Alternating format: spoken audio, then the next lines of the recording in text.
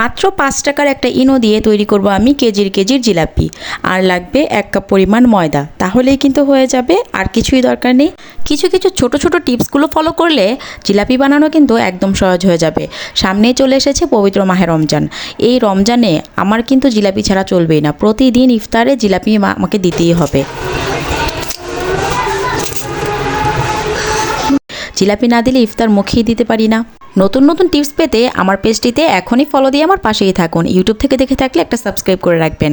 এখন চলুন দেখে নিই মূল রেসিপি। এখানে আমি 1 কাপ পরিমাণ ময়দা নিয়েছি। এখানে কিন্তু ময়দাটাই লাগবে, আর নয়তো ক্রিস্পি হবে না, আটা দিলে কিন্তু হবে না। তো এখন সামান্য একটু 1 চিমটি পরিমাণ লবণ দিয়ে দিচ্ছি। সামান্য, একদম কম দেওয়ার পর মিশিয়ে নিচ্ছি। আর সামান্য একটু আমি খাবার তেল ইউজ করেছি, রান্নায় আমরা যে তেলটা ইউজ করি। আর দিয়ে দিয়েছি 1 কাপ পরিমাণ পানি। 1 কাপ ময়দাতে 1 কাপ পরিমাণ পানি লাগবে। আর এই যে মূল ইন্ট্রোডিউস, এটাই হচ্ছে আমার প্রধান টিপস। এই ইনোটা দেওয়ার সাথে সাথেই দেখবেন ম্যাজিকের মতো এই ময়দাটা একদম বাবল ছেড়ে দিচ্ছে, আর ফুলকো ফুলকো ভাব এখনই তৈরি হয়ে যাচ্ছে। তো ভাজার সময় কি হবে বুঝতেই পারছেন, দেখতেই পাচ্ছেন কতটা ফ্লাপি হয়েছে। আমার এই বেটারটা এতটা সুন্দর, মানে এখনই ফুলে যাচ্ছিল। আমার কাছে মনে হচ্ছিল যে আসলে আমি যখন জিলাপিটা ভাজবো তখন না জানি এটা কতটা ফুলে যাবে। তো এখন আমি শিরাটা তৈরি করছি, ওটা আমি রেখে দিয়েছি রেস্টে। যতক্ষণ শিরাটা তৈরি করব ততক্ষণ না দিলেও চলে, কোনো সমস্যা নেই। আর এখানে আমি চিনির সাথে অ্যাড করেছি সামান্য একটু মিঠাই। এই মিঠাইটা দিলে কি হবে, আমাদের যে দোকানের কেনা জিলাপির যে কালারটা, ওই কালারটা চলে আসবে। আপনারা কিন্তু চাইলে চিনিটাও রাখতে পারেন, মানে তাহলে একটু সাদা কালার হবে। আর দুটো এলাচ আমি মুখটা ফেরে দিয়ে দিয়েছি। এখন শিরা হওয়ার জন্য একটু বলক আসার জন্য অপেক্ষা করতে হবে। আর তারপর আমি এখানে একটু স্যাফরন কালার ইউজ করেছি। আপনারা দিতেও পারেন, নাও দিতে পারেন, এটা অপশনাল, না দিলেও কোনো সমস্যা নেই। যেহেতু ঘরে খাওয়া হবে, এটা তো আমরা বিক্রির জন্য বানাচ্ছি না, চাইলে দিতে পারেন, যদি না থাকে তাহলে কোনো সমস্যা নেই। আর তারপর বেশিক্ষণ না, মাত্র 3 থেকে 4 মিনিটের মতো জাল করলেই দেখবেন এটা শিরা হয়ে যাবে। মানে হাতে ধরলেই বুঝতে পারবেন আঠা আঠা হয়ে গিয়েছে। ভালো করে শিরাটা করে নিতে হবে। এভাবে আঙ্গুল দিয়ে দেখবেন, চেক করে নেবেন, দেখবেন আঠা আঠা ধরে গিয়েছে, আর তখনই বুঝে যাবেন আপনার শিরাটা একদম রেডি হয়ে গিয়েছে।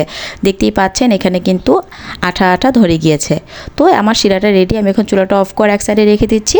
আমি এখান থেকে জিলাপিগুলো ভাজবো, আর সাথে সাথে শিরাতে দেবো। শিরাতে চুবিয়ে রাখার কোনো দরকার নেই, উঠিয়ে ফেলবেন, দিবেন, আর সাথে সাথে একটু নাড়াচাড়া করে তারপর উঠিয়ে নিলেই হবে মিষ্টিটা ঝরিয়ে। এখন দেখুন আমি এখানে একটা সসের বোতল নিয়ে নিয়েছি, আর এই সসের বোতলের মধ্যেই গুলিয়ে রাখা সেই বেটারটা আমি নিয়ে নিয়েছি ভিতরে দিয়ে। তারপর এখন ঘুরিয়ে ঘুরিয়ে বানাচ্ছি। কেউ কিন্তু একদমই হাসবেন না। প্রথম পিঠা বা যে কোনো রেসিপিতে প্রথম যখন তেলে দেওয়া হয়, তেলটা একটু গরম কম থাকে, তো সেই ক্ষেত্রে ওটা একটু সুন্দর হয় না। তো যাই হোক, পরবর্তীতে যেগুলো দিয়েছি ওগুলো কিন্তু খুব সুন্দর হয়েছে। তো এই তো এটা আমি এভাবে হালকা করে ভেজে তারপর এটা আমি সরিয়ে দিলাম সাইড করে। আর পরেরগুলো কিন্তু আমি এভাবে দিয়ে দিচ্ছি। প্রথমটা একটু এবড়ো থেবড়ো হয়ে গিয়েছে, যাই হোক পরেরগুলো কিন্তু আমার ঠিক মতোই হবে। তো আমি কাট করে দিতে চাইলে কিন্তু দিতে পারতাম। ভাবলাম সবাই ভাবে যে আমরা যারা রেসিপি বানাই তাদের মনে হয় কোনো ভুল হয় না, তাদের বোঝা প্রথম থেকেই একদম পারফেক্ট হয়। আসলে সবারই পারফেক্ট আর আনপারফেক্ট দুটো মিলেই হয়, কোনো সমস্যা নেই, এরকম সবার হতেই পারে।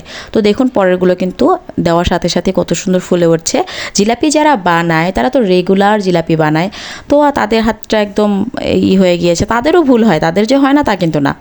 তো এখন দেখতেই পাচ্ছেন সবগুলো জিলাপি কিন্তু আমি একে একে ভাজছি আর উঠিয়ে নিচ্ছি চাটনি চামচের উপরে। আর তারপর কিন্তু আমি এখন শিরাতে দিয়ে দেবো।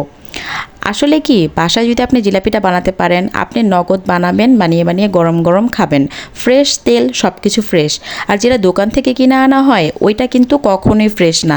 সে আজ বানাচ্ছে, পরের দিন হয়তো সংরক্ষণ করে রেখে দিচ্ছে। তার এত দামি কিনে আনা, তার বিজনেস এটা, সে কি নষ্ট করবে? পরের দিন সেটা আবার বিক্রি করছে। তো আপনি কিন্তু এই রমজানে এটা বানিয়ে নগদ নগদ গরম গরম ভেজে খেতে পারেন, বা একদিন বানালেন, আপনার সারা সপ্তাহ ভরা খেলেন। এটা তো আর আপনার নিজের হাতে বানানো, তেলটা একদম অরিজিনাল, সব কিছু চিনি সব কিছু আপনার নিজের হাতের একদম পরিষ্কার পরিচ্ছন্ন করে আপনি কিন্তু বানিয়েছেন। দেখতেই পাচ্ছেন আমি ভেজে কিন্তু শিরাতে দিয়ে দিয়েছি, আর শিরা থেকে কিন্তু সাথে সাথে উঠিয়ে ফেলেছি। এটা কিন্তু শিরাতে ডুবিয়ে রাখার কোনো দরকার নেই। প্রত্যেকটা কিন্তু আমি সেমভাবে ভেজে নিয়েছি, আর সবগুলোই কিন্তু আমি একই রকমভাবে এভাবে ভেজে নিয়েছি। একটু মচমচে করতে হবে, যদি মচমচে না হয় তাহলে হবে না। জালটা একটু মিডিয়াম হাই হিটে রাখবেন, একদম হাই হিট না, একদম লো হিট না, মিডিয়াম টু হাই হিট। ওকে, দেখতেই পাচ্ছেন সবগুলো জিলাপি কিন্তু সেমভাবে আমি ভেজে নিয়েছি।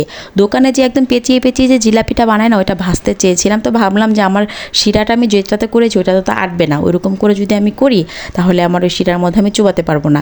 তারপর চিন্তা করলাম তারপরও দিয়ে একটা একটু ছোটো সাইজ করে করি, পুরোটা না পেঁচাই। তো পেঁচিয়ে পেঁচিয়ে এরকম করে আমি 2-1টা করেছিলাম, ভালোই লেগেছে দেখতে। আমরা কিন্তু রমজানে বুন্দিয়া বা জিলাপি এই দুইটাই কিন্তু আমাদের ঘরে বানানো হয়। আর প্রত্যেকটা রেসিপি আমরা চেষ্টা করি রমজানে সারা মাস যেহেতু আমরা রোজা রাখবো, তো তখন যাতে করে আমাদের কষ্ট কম হয়, তাই এগুলো আগেই আমরা বানিয়ে রেখে দিই যাতে করে সারা মাস একটু শান্তিতে রোজাটা রাখতে পারি। এই ঘরের ঝামেলার কারণে রোজা তো আর বাদ দেওয়া যায় না।